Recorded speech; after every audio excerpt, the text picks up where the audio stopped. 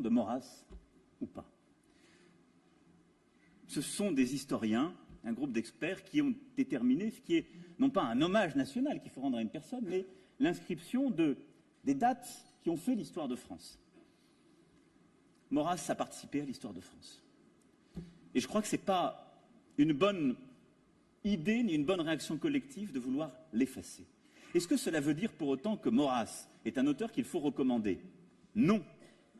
Mais rappelez-vous le cœur du combat que nous avons ensemble conduit, et je connais beaucoup de visages amis dans cette salle, pour lutter contre le racisme et l'antisémitisme. Il a été d'aller chercher les parts sombres de nos histoires, d'aller leur donner des dates, des visages, de pouvoir les nommer pour les dénoncer. Parce que nous nous sommes battus contre le racisme, le colonialisme. Nous avons été ressortir le Code noir, qui n'est pas une gloire de l'histoire de France. Nous l'avons republié avec un appareil critique. Nous l'avons dénoncé. Mais nous sommes allés le rechercher là où d'autres l'avaient enfoui.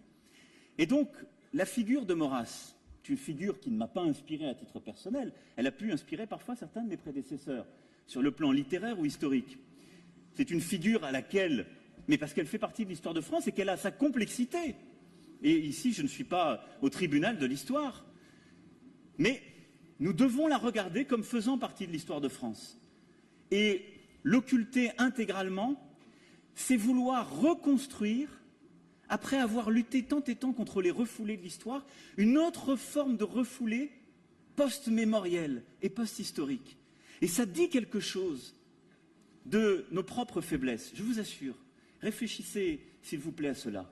Ça ne veut pas dire qu'il faut le glorifier, ça ne veut pas dire qu'il faut le totémiser, mais ça veut dire qu'il ne faut pas avoir peur de dire qu'il a existé.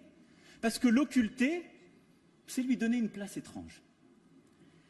Pour Céline, je ne vais pas purger ce débat. Je ne vais pas purger ce débat parce qu'il n'y a pas dans notre pays de police morale ou historique ou mémorielle de l'édition au sens où je pourrais la prendre en disant « j'interdirai la publication de ces écrits ». Donc je ne vais pas trancher ce débat devant vous. Mais je veux donner ici quelques indications. La première, c'est que Céline lui-même avait souhaité que ses écrits ne soient pas republiés, parce qu'il en avait pour partie honte et parce qu'il pensait qu'il n'était pas à la hauteur du reste de son œuvre. La deuxième chose, c'est que nous avons beaucoup d'œuvres de Céline qui permettent de le connaître, de l'enseigner, de l'apprendre, et je ne crois pas que nous n'ayons besoin de ces pamphlets. Et il faut connaître, apprendre, comprendre Céline. Il fait partie de la littérature française, c'est un auteur de talent. Point n'est besoin de ses écrits pour l'apprendre. Et ensuite, je suis très heureux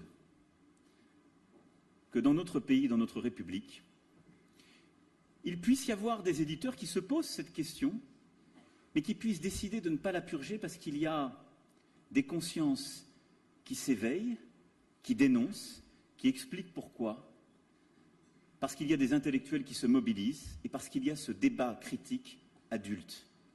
Je pense que ce que vous avez dit tout à l'heure, cher Serge, vaut mieux que tous les interdits ou toutes les décisions venant d'en haut.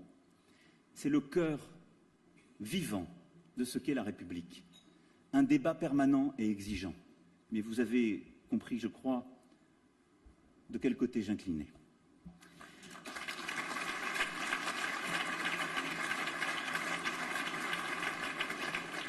Lutter contre l'antisémitisme, c'est également s'assurer pleinement de ce devoir de mémoire pour lequel vous vous êtes tant battus.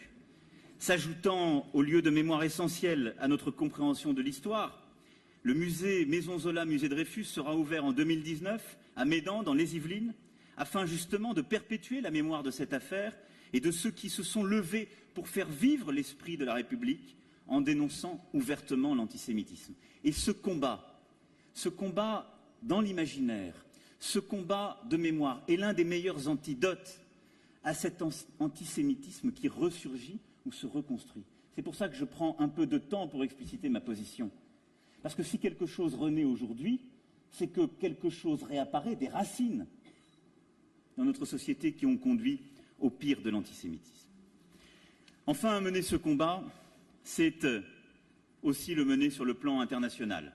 Je me suis très clairement exprimé sur ce sujet, vous l'avez rappelé, et je souhaite que notre gouvernement travaille avec toutes les organisations internationales, les États, en Europe et dans le monde qui œuvrent et qui luttent avec les fondations et les institutions culturelles engagées dans ce domaine pour notre mémoire partagée et contre l'antisémitisme. C'est pourquoi je souhaite également que les liens se renforcent avec Israël. Nous aurons cette année, Madame l'ambassadeur, nous aurons cette année la joie d'accueillir une saison croisée France-Israël, de mai à octobre 2018. Dans les deux pays, plus de 100 manifestations vont être organisées dans tous les domaines. Les arts visuels, le théâtre, le cinéma, la mode, la gastronomie, l'innovation, la science seront à l'honneur. Et je tiens à ce titre à remercier l'Institut français et le comité des mécènes pour leur soutien décisif à cette programmation. Ce sera un moment historique qui vise, au-delà des dizaines d'institutions impliquées dans cette saison et des milliers de spectateurs qui y participeront en Israël et en France, à rapprocher nos deux sociétés, françaises et israéliennes, pour les années à venir. Mais les échanges entre gouvernements ne suffisent pas, y compris pour parler de paix et de sécurité. L'action de la société civile est indispensable. Et nous avons la chance d'avoir, en Israël et en France, des acteurs économiques, associatifs, scientifiques et culturels de premier plan. Je l'ai dit au Premier ministre israélien et je le dirai bien sûr au président Rivlin lorsque je le recevrai en juin à Paris. Avec le gouvernement israélien, nous travaillons sur ce sujet et je souhaite que nous puissions, ce lien est déjà extraordinairement vivace et pour beaucoup d'entre vous, vous le faites vivre au quotidien, mais que nous puissions aller plus loin dans ces échanges croisés, dans justement ces partenariats à tous égards qui font vivre la relation. Avec le gouvernement israélien, nous avons des échanges très réguliers et très directs. Le Premier ministre Netanyahou et moi avons eu à plusieurs reprises de longs entretiens diplomatiques. Nous travaillons ensemble sur la situation au Moyen-Orient et notamment sur la menace que représente l'influence militaire de l'Iran, que ce soit en Irak, en Syrie ou au Liban. Et sur ce sujet, la France a pris une position claire de respecter les traités qu'elle avait elle-même participé à mettre en œuvre et qu'elle avait signés, mais de le faire avec une exigence, un réalisme, pour lutter contre l'activité balistique et l'emprise régionale de l'Iran. C'est ce qu'avec nos partenaires britanniques, allemands et américains, nous continuons de faire de manière régulière et j'espère que nous resterons dans le cadre qui est aujourd'hui le nôtre, mais avec une volonté claire et sans ambiguïté. La sécurité d'Israël et la lutte contre toute politique d'agression à l'égard d'Israël qui est un des éléments que nous prenons en compte au premier chef dans notre action diplomatique dans la région.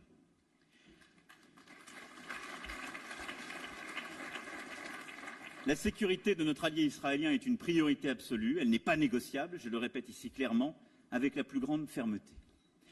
Et dans nos échanges avec le gouvernement israélien, il y a aussi des points, évidemment, qui sont des points de désaccord relatifs. Ils existent. Et à ce titre, je pense qu'il continue à être important de travailler avec l'Iran pour, justement, réussir à cantonner leur action, leur activité, avoir une politique de contact avec toutes et tous, et avoir aussi une politique qui, je crois d'ailleurs, est assez cohérente avec ce qu'a toujours été la politique de la France, à l'égard du statut de Jérusalem et du conflit israélo-palestinien. Et, cher Président, vous savez très bien quelle est ma position sur ce sujet, parce que je crois, au-delà du fait que c'est la position historique française, que c'est la seule position utile. Utile pour vous. Au moment où cela a été fait, et je l'ai dit à mon ami Donald Trump, président des États-Unis d'Amérique, je pense que l'annonce, parce que nous disons réciproquement que nous sommes amis, ce qui est vrai, et généralement on le dit avant de parler de quelque chose sur lequel nous ne sommes pas d'accord. Et donc au moment où de manière unilatérale, il a annoncé la reconnaissance de Jérusalem comme capitale d'Israël, je pense qu'il n'a pas aidé à la résolution du conflit, à la situation. Je ne pense même pas qu'il ait aidé à l'amélioration de la situation sécuritaire, pour vous parler très franchement. Je pense que c'est une véritable erreur dans ce contexte. Et si la France suivait cette voie aujourd'hui, on ferait plaisir Mais on serait devenu inutile, parce qu'on perdrait ce statut, pardon de l'anglicisme, mais, cher président, madame l'ambassadrice, nous perdrions le statut d'honest broker, qui est le seul utile pour la région et qui était d'ailleurs une forme d'utilité américaine pour la région. À un moment donné du processus, la reconnaissance de Jérusalem comme capitale d'Israël et de la Palestine adviendra. Mais ça doit venir au bon moment du processus, dans un jeu équilibré qui avancera. Et nous aurons des désaccords avec plusieurs dans cette salle. Mais je peux vous dire très sincèrement que le président de la République française ne ferait pas son devoir, y compris à votre endroit, s'il se contentait simplement de vous faire plaisir pour une soirée.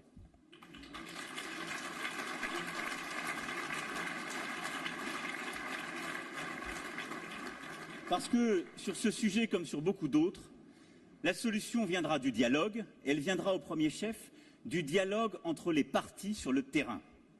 Et donc ce que je souhaite faciliter, ce à quoi nous allons œuvrer, et continuer à œuvrer, méthodiquement, patiemment, et avec d'ailleurs nos amis américains, c'est de pouvoir trouver une solution construisant la paix et agréée par les deux parties sur le terrain. Personne ne construira la paix sur le terrain à Washington, à Paris, à Bruxelles ou ailleurs. Ça n'est pas vrai. Les associations qui luttent pour les droits de l'homme et les libertés fondamentales ont vocation également à participer directement à ce travail diplomatique, à cet élan collectif vers la paix, et je sais pouvoir compter sur leur engagement. Enfin, mesdames et messieurs, cette lutte, et je veux finir par là, parce que nous avons parlé de beaucoup de sujets graves, de sécurité, de cette angoisse qui va avec ce temps contemporain qui est le nôtre. Mais s'il y a une chose qui fait que la République n'existe pas sans les Juifs de France, et que nous sommes un pays où chaque semaine les Juifs en France prient pour la République, c'est qu'il y a quand même un lien qui dépasse tout cela et ce contexte. Et ce lien, c'est un goût unique en commun pour l'universel et l'espérance. Et cela, rien ne doit nous l'enlever. Ce lien, c'est celui qui fait que les Juifs partout ont toujours cru dans le progrès, dans l'espérance, dans la raison, dans la lutte contre le relativisme et la défense de la science. Vous l'avez rappelé, dans cette foi positive où on hiérarchise les paroles, qui est aussi au cœur du projet républicain. Et donc, quel que soit le contexte, quels que soient les jours, même lorsqu'il y a des jours mauvais, vous vous souviendrez qu'il y a une détermination absolue à la tête de l'État. Mais vous vous souviendrez aussi qu'il y a ce pacte séculaire entre la République et les Juifs, qui est ce pacte pour l'universel et pour l'espérance. Et cela, aucun vent mauvais ne peut l'enlever. Et il y a justement, dans cet esprit en commun, l'antidote à tout ce que nous avons évoqué ce soir. Le meilleur antidote. Le fait que la réponse n'est pas dans une crispation, un repli, un rejet de l'autre. Elle est dans cette espérance jamais déçue. Elle est dans ce goût pour l'universel, toujours répliqué. Mesdames et messieurs, le 70e anniversaire de la Déclaration universelle des droits de l'homme sera aussi l'occasion d'honorer cette année la personnalité de René Cassin. Il était français, républicain et juif. Même si cette dernière appartenance doit être saisie dans toute sa complexité, puisqu'il écrivait lui-même « Ma fidélité au judaïsme est d'une nature toute particulière, attendu que je ne fréquente pas beaucoup les édifices du culte. Et c'est depuis les persécutions de 1933 que j'ai tenu à montrer ma solidarité envers les persécutés. Mais s'ils devenaient un jour persécuteurs, je ne serais plus avec eux. » Celui qui fut un juriste éminent et universellement reconnu était fermement attaché à ce qu'il appelait une mystique qui n'existait pas encore, celle de la paix entre les nations et des droits de l'homme au moyen d'organisations internationales, des idées neuves après la Première Guerre mondiale et dont l'histoire contemporaine a montré toute la fécondité. Des idées que beaucoup, parfois même des amis dont nous avons parlé ce soir, voudraient remettre en cause des principes ou des équilibres. Dès 1940, son ambition fut de combattre pour restituer cette France aimée et légitime dont les valeurs ont une portée universelle. Et ce combat continua d'être le sien après la guerre. Et il adopta alors ce mot d'ordre: se placer sur le plan de la dignité humaine. Ce mot d'ordre, mesdames et messieurs, c'est toujours le nôtre. Nous devons chaque jour le faire vivre. La dignité, c'est bien sûr protéger chaque citoyen, ne pas permettre qu'il soit discriminé à raison de ses origines ou de sa croyance. Et force doit rester à la loi, mais force doit aussi rester à la vérité. Et jamais nous ne devons renoncer à traquer l'antisémitisme où il se trouve, à le nommer, à le dénoncer. La dignité, c'est aussi ce que chacun apporte à l'édifice républicain. L'histoire du peuple juif, sa mémoire, sa pensée, coule dans les veines de la France, indissociable de ce que nous sommes et de ce que nous voulons être. Ainsi, ce n'est pas seulement la République qui protège et continuera à protéger votre dignité, c'est aussi vous qui forgez la sienne. Vive la République et vive la France.